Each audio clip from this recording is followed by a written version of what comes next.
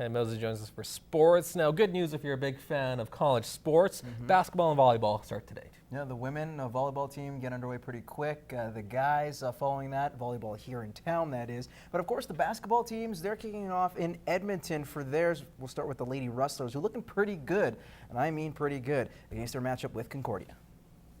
Internally, the expectations are high. I think we say that every year. You're probably sick of hearing it. It's a familiar line used by coaches to begin the year. High expectations.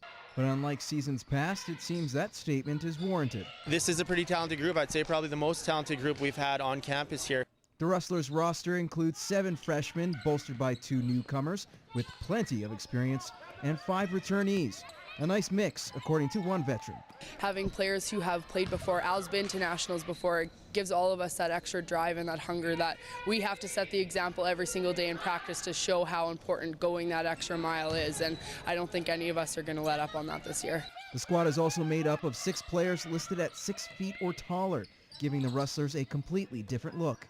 We're a lot bigger, so it's going to be easier for us to use our length and our size to keep the court look a lot more occupied than we have been able to before. Hey, they can get tough, they can foul a bunch, they can rebound the ball, get to the rim, get us easy looks, and I think it's going to open it up for our perimeter players who are very skilled. After a successful preseason, the Rustlers hope to continue that in the regular season, starting with Concordia. They have 2 guards that can really score the ball. On the whole, they're the polar opposite of us. They're really small and really fast.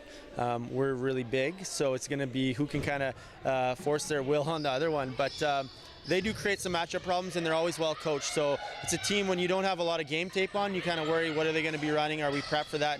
And how are all of our rookies going to respond? Turning our attention to the men's side, after a heartbreaking 2-point loss to Medicine Hat in last year's ACAC Championship, the Rustlers are hungry for redemption as they open up their season this weekend. As Claire Hanna reports, the squad will look to build on top of an already experienced lineup. Sometimes a conference is similar to a race. There's a leader and every other team is trying to catch up. But as far as coach Tom Groat is concerned, this year is open season for any team. One thing I really noticed is there's no front runner. It's just a bunch of teams that are really close together.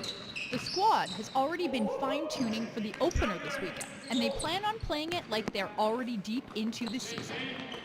One of the things that we really hope is going to occur is that all that practice, those hours in the gym, you're going to see a mid-season style of basketball.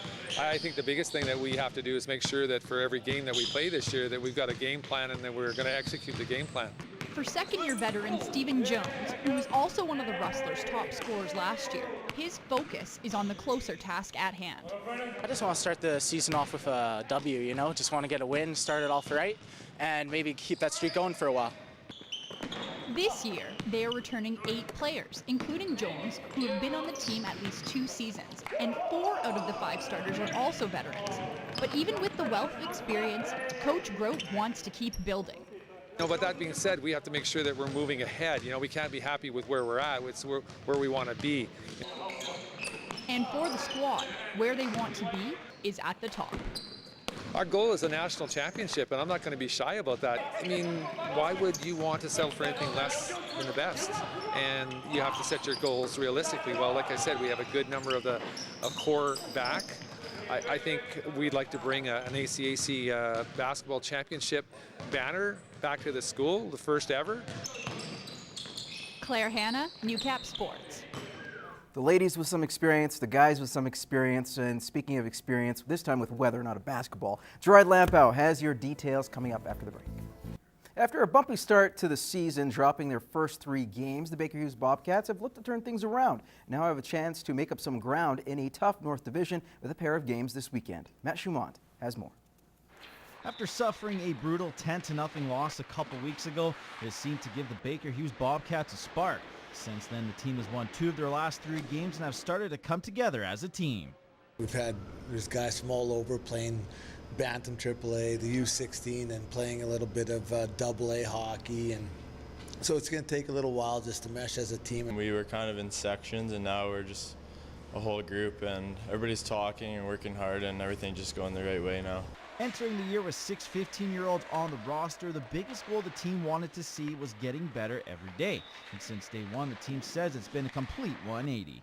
Our work ethic has definitely gotten a lot better, and you can tell in the games we're working a lot harder. You know, up in Fort Sask we lost, but I was happy with our work ethic. So at the end of the day, you know, that's what you want. We started doing some team builders away from the rink, and definitely you can see guys clicking together and the chemistry's flowing now. Now, with their recent success, the midget squad will look to turn that into more wins with a pair of road games, including a rematch against MLAC, a team they just defeated a week ago. Definitely got to be focused going into the weekend. Just got to be focused, like I said, and be ready to go, bring your A game. I think the momentum's definitely on our side, and they're both good teams. Like I said, there's no bad team in this league, and we're going to have to give it everything and come to the rink ready to play. Matt Schumont, Newcap Sports. Having the ability to make a layup is a skill most high school kids take for granted. For local athlete Branden Troutman, who was in a life-altering accident 6 years ago, that's no longer an option. But that hasn't stopped him from participating in the sport he loves. Really wanted to play a sport, and there wasn't any sports around here. So I decided to go to Edmonton and see what there was, and found out there's wheelchair basketball. They've already invited. This weekend, Branden and some of his other Team Alberta hopefuls will be playing an exhibition game against Team Saskatchewan. His Edmonton club, the Northern Lights, has made 10 chairs available for the showcase. Oh, it means a lot just to bring attention to the sport and how fast-paced it is, and not how you would usually think about a wheelchair. They have 2 trailers full of chairs that they rent out to schools so everyone can experience it. Because Branden's from Lloyd, they wanted to try and get something in Lloydminster. Sports has always meant a lot to Branden, who played soccer and rode dirt bikes before the accident in 2008. But now that he's turned his attention to wheelchair basketball, he's got bigger dreams in the sport. Play for Paralympic Team Canada, maybe, hopefully. And yeah, that'd be the biggest dream, biggest thing I could do. You can catch Branden and the rest of the Team Alberta hopefuls in action this Friday, or this tomorrow, at 7 o'clock at St. Mary's School. All right, well, they have the best record in the ACAC, rank in the top 5 in the country, and will host provincials next weekend. So how did the Lakeland Rustlers men's soccer team treat their final game of the regular season with really nothing to gain? If we were to win, I think it'll be the best record out of the South in the last 15 years. So there's that. We haven't played in a couple of weeks. We've had Thanksgiving weekend off. So, no, I think the players are just itching to play. There will be some changes to the regular starting 11. 4 will sit out to prevent further accumulation of cards. Overall, the message for their game against Red Deer on Saturday is play hard, play smart. Kevin said no yellow cards or nothing stupid, right? Mentally, like, we're still there. Like, we still don't want to lose. We still want to have the undefeated record going into the last game for sure.